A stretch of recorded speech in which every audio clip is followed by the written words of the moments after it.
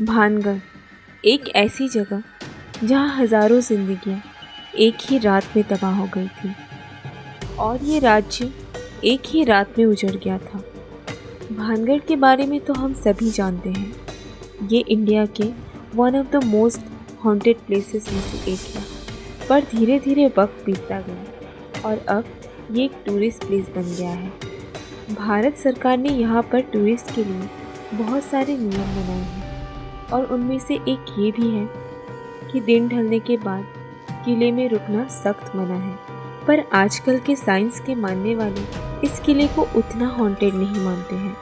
ये कहानी है दिल्ली शहर के साइंस के ब्रिलियंट स्टूडेंट और कॉलेज के टॉपर समीर की। समीर को पढ़ाई के साथ साथ ट्रैवलिंग का भी थोड़ा बहुत शौक था। एक दिन समीर शाम को अपने कुछ दोस्तों के साथ भानगढ़ के किले में एडवेंचर करने का प्लान बनाता है। समीर अपने कुछ दोस्तों राहुल, मयंक और प्रियंका के साथ अगले ही दिन भानगढ़ के लिए निकल पड़ता है। सभी लोग किले के अंदर जाते हैं।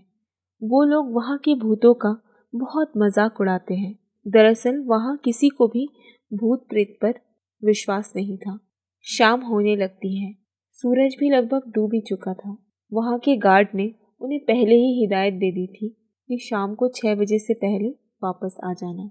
पर समीर को ये सब बातें मजाक लगती थी। वो सच में देखना चाहता था कि भूत होते हैं या नहीं। चलो निकलते हैं यहाँ से। गार्ड अंकल ने कहा है कि शाम होने से पहले यहाँ से निकल जाना। मैं जा रही हूँ, तुम लोगों को जो करना है करो। इतना कहकर प्रियंका वहाँ से चली जाती है। कुछ देर बाद राहुल को भी थोड़ा पैनिक फील होता है। निकलते हैं यहाँ से यार, मुझे कुछ ठीक नहीं लग रहा। नहीं तो भूत आ जाएगा क्या? यार तुम दोनों साइंस के ही स्टूडेंट हो ना। देखो ये भूत वूत कुछ नहीं होता, सब मन का वहम होता है। मैं इसे प्रूव कर सकता हूँ।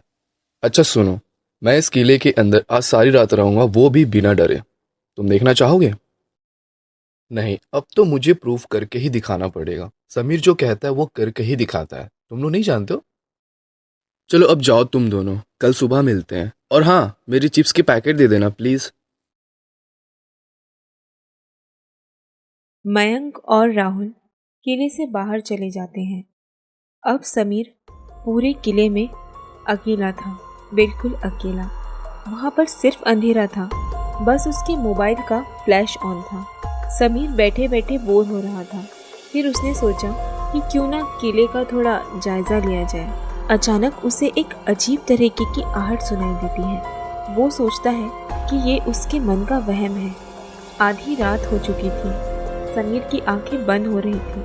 धीरे धीरे वो सो जाता है। अगली सुबह समीर जब किले से बाहर आता है तो उसके सारे दोस्त उसे लेने के लिए किले के सामने ही खड़े थे। समीर बहुत खुश था क्योंकि वो चैलेंज जीत चुका था। सभी अपने अपने घर चले जाते हैं। समीर दिल्ली में अकेला रहता था। कुछ दिन बीत गए। एक रात समीर अपने रूम पर सोया हुआ था। तभी उसने एक सपना देखा। एक छोटी सी बच्ची समीर से मदद मांग रही थी। जैसे ही समीर उस बच्ची की तरफ मदद के लिए अपना हाथ आगे बढ़ाता है, समीर की नींद टूट जाती है। वो आंखें मलते हुए जैसे ही अपने विंडो के पास देखता है तो वहाँ पर वही एक बच्ची खड़ी हुई थी जिसे उसने सपने में देखा था। समीर जैसे ही पलक झपकाता है वो बच्ची गायब हो जाती है। समीर को बहुत ही अजीब सा महसूस होता है। उसे लगता है कि वो सपना ही देख रहा था। अगली रात समीर सोता है तो उसके कानों में आवाज आती है, मदद करो, मेरी मदद करो, मदद करो। समीर बहुत डर जाता है पर वो इस पर ज़्यादा ध्यान नहीं देता। बहुत दिन बीत जाते हैं। अब तो दिन में भी समीर को अलग अलग तरह की आवाज़ें सुनाई देने लगती हैं। अरे ये क्या हो रहा है? मुझे शायद किसी डॉक्टर की मदद लेनी चाहिए। कल ही मैं किसी अच्छे डॉक्टर के पास जाकर सारी प्रॉब्लम बताऊंगा। अगले दिन समीर डॉक्टर के पास जाता है। डॉक्टर समीर को कहता है कि अक्सर अकेलेपन की वजह से ऐसा लगता है और समीर को लोगों के बीच रहने की सलाह देता है। रात में उसे फिर से वही सपना आता है। वही बच्ची समीर से मदद मांगती है। समीर की डर के मारे नींद खुल जाती है। सुबह सबसे पहले उसने अपने कज़न करण को कॉल किया। हेलो हेलो करण, मैं समीर बात कर रहा हूँ। कैसे हो तुम? हाँ समीर, मैं एकदम ठीक हूँ। तुम कैसे हो? यार कुछ भी अच्छा नहीं लग रहा है। कुछ दिनों से बहुत डिप्रेस्ड फील कर रहा हूँ। क्या हुआ? सब ठीक तो है ना? हाँ, बाकी सब तो ठीक है यार। बहुत दिन हो गए मिले हुए। कॉलेज की भी छुट्टी चल रही है। क्यों ना तुम मेरे पास यहाँ दिल्ली आ जाओ, थोड़ा घूमेंगे और बहुत सारा टेनिस खेलेंगे यार। यार तुमने मेरी मुंह की बात छीन ली। अगले ही दिन करण समीर के पास पहुंच जाता है। समीर उसे देखकर बहुत खुश हो जाता है।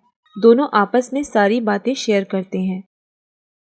करण, आज घर का खाना खाने में बिल्कुल मन नहीं कर रहा है। एक काम करते हैं, बाहर से कुछ ऑर्डर करते हैं। मैं वैसे बिरयानी खाऊंगा, तुम्हारे लिए क्या ऑर्डर करूं? हाँ, मेरे लिए भी बिरयानी ऑर्डर कर दो। पर तुम्हें तो बिरयानी बिल्कुल भी पसंद नहीं थी ना? कब? मुझे तो बिरयानी हमेशा से बहुत पसंद थी। अच्छा अच्छा, ठीक है। समीर बिरयानी ऑर्डर करता है। दोनों बिरयानी खाते हैं, पर समीर को कुछ अजीब लग रहा था क्योंकि करण बहुत अजीब तरीके से बिरयानी खा रहा था, जैसे उसने कई दिनों से कुछ नहीं खाया हो। दोनों बात करते करते सो जाते हैं। अगली सुबह जब समीर की नींद खुलती है तो वो पाता है कि करण अपने बेड पर नहीं है।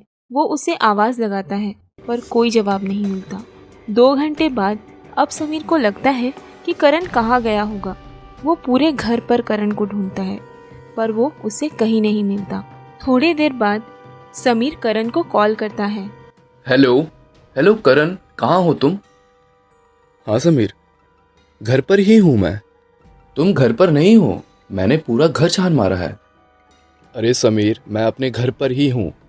क्या क्या तुम मुंबई पे हो? हाँ भाई, और कहाँ रहूँगा? और बताओ, इतने दिनों बाद मुझे कैसे याद किए? कैसे हो तुम? Sameer, hello hello hello Sameer. Karan तो इतने दिनों से मेरे साथ ही था। फिर अचानक करण समीर के सामने आ जाता है। क्या तुम मुझे ढूंढ रहे थे? समीर का शरीर ठंडा पड़ जाता है।